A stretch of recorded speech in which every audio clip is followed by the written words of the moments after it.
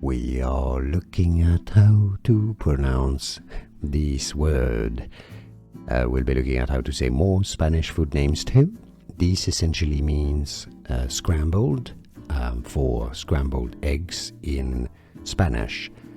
It is said in Spanish indeed as revueltos. Of course the V sounds like a B in Spanish. Revueltos. Huevos revueltos. We are looking at how to pronounce this word. We'll be looking at how to say more Spanish food names too. This essentially means scrambled, for scrambled eggs in Spanish.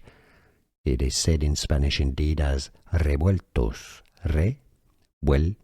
Of course the V sounds like a B in Spanish. Revueltos.